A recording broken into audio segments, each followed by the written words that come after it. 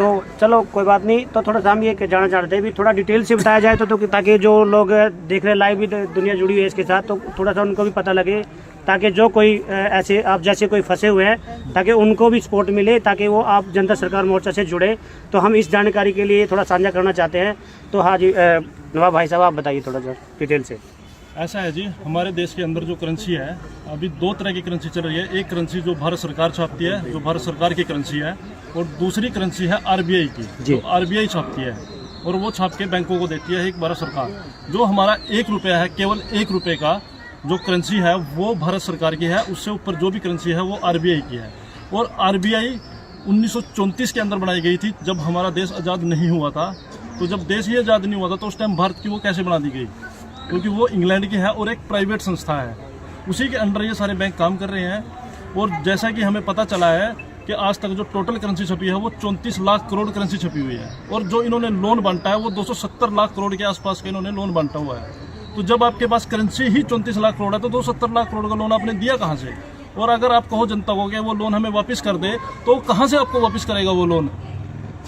तो पैसा ही नहीं है। जब मार्केट के अंदर लोगों के पास पैसा ही नहीं है, आपने हवा में एक पैसा बनाया और हवा में ही वो पैसा बांट दिया, तो आपके पास वापस कहाँ से आएगा? या तो लोग बना के देंगे। अगर आप बना के मानते हो तो हम अभी पर्ची पे लिख के बना के आपको दे देंगे।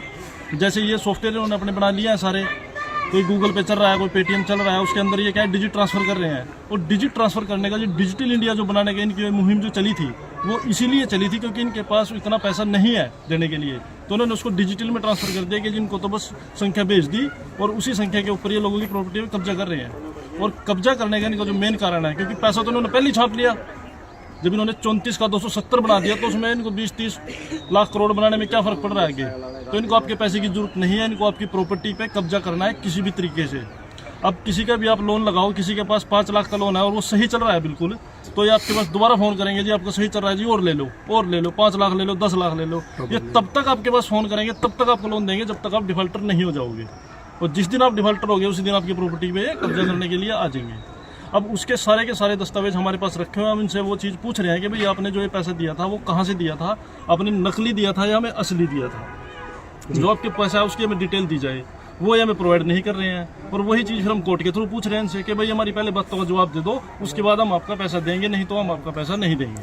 तो हमने सुना है कि आप लोग ये कहते हैं कि जनता सरकार मोर्चा मतलब ये जो कानून डॉक्यूमेंट्स वगैरह हैं, तो ये कहते हैं भी जैसे कि आज का जो रुपया है तो उस रुपये में जैसे कहते हैं 1 रुपये में माचिस नहीं आती, और जो असली रुपये है उसके अंदर मतलब 2 क्विंटल 1.5 क्विंटल जो अनाज आ जाता है, तो उसका थोड़ा बताएंगे भी, उसका स्टैंडर्ड भी बताते हैं भी, गोल्ड के हिसाब से वो चलता है, तो उसका थोड़ा डिटेल बता दीजिए थोड़ा सा।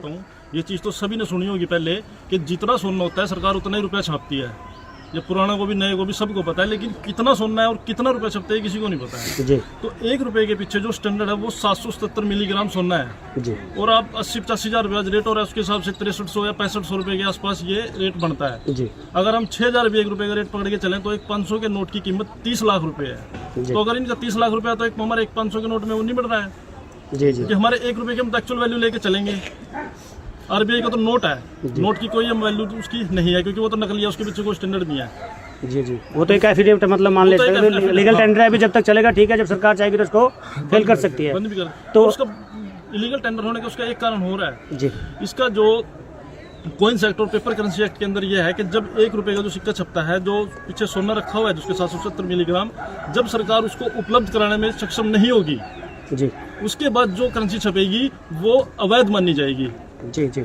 और जब ये वही प्रोवाइड नहीं करा पा रहे, इनके पास सोना ही नहीं आगे रखने के लिए, तो करेंसी छाप रहे तो अवैध है, वैसे भी अवैध है वो तो ठीक है। तो यही डॉक्यूमेंट्स आप लगाते हो, उसी के बिना पर ये जो आपने डॉक्यूमेंट्स आवेदन बोलते हैं आवेदन लगाया हुआ है, तो उसी के बिना पे लगाया हुआ ताकि वो आवेदन चेक करे और उसी हिसाब से अगर असली है तो वो ले ले, नकली है तो वो जवाब दे दे। वही ये सवाल पूछते हैं। तो मान लो इसके लिए वो कोई भी बैंक प्रशासन नहीं आता जी, बिल्कुल। तो हमने देखा था कि हम पहले भी आए थे यहाँ पे, तकरीबन मेरे ख्याल 1 महीना पहले भी पोजीशन के लिए आना था बैंक ने, तब भी वो नहीं आया था।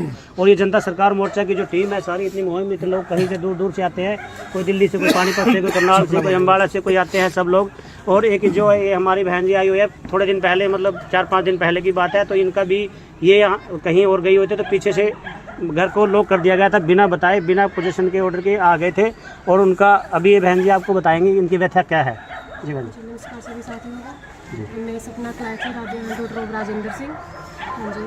तो आधार हाउसिंग फाइनेंस है। मेरे घर पे भी ऐसे ही, मेरे पीछे से मैं ड्यूटी पे थी तो मेरी माता जी और मेरी बहनों को, रिश्तेदारों को सभी घर से बाहर करके डांगरों को अंदर, मतलब पशुओं को अंदर घर के अंदर रख के उनको सील कर दिया था। तो तब भी इन्होंने ऐसे ही ज़बरदस्ती सील किया था बिना किसी नोटिस के। ये आपके पास कोई नोटिस नहीं या कोई आया नोटिस नहीं? नहीं आया था इन्होंने जी। सडनली आए थे ये। मतलब एकदम ही अचानक से? हाँ जी, अचानक से। जी। ये लोग क्या कर रहे हैं, ये जब कोर्ट के अंदर केस दायर करते हैं तो वहाँ पे ये कोर्ट को गुमराह कर रहे हैं एक किस्म से। इनको उस केस के अंदर जब पार्टी बनाया जाना था, जब इनको पार्टी बनाएंगे तभी तो इनके पास नोटिस आएगा। वो एक्स पार्टी कर देते हैं लोन आवेदक को, और बैंक से जो है कोर्ट से ऑर्डर ले आता है पोजीशन का। उसका इनके पास ना कोई नोटिस आएगा ना कुछ आएगा, सीधा वो कब्जा लेने के लिए आएंगे। ये उनकी सरासर गुंडागर्दी है और कोर्ट को भी इसमें वो गुमराह किया जा रहा है। कोर्ट को भी इसमें थोड़ा सा ध्यान देने की जरूरत है कि जब भी किसी के खिलाफ कोई केस आ रहा है तो कम से कम दोनों पक्षों की सुनवाई तो की जाए। दोनों पक्षों की सुनोगे तभी तो आप फैसला दे दोगे। आप एक तरफ सुन के कैसे फैसला दे दोगे आप किसी के केस के अंदर? ठीक है, तो अब ये जनता सरकार मोर्चा के समझे हुए और जागे हुए लोग हैं।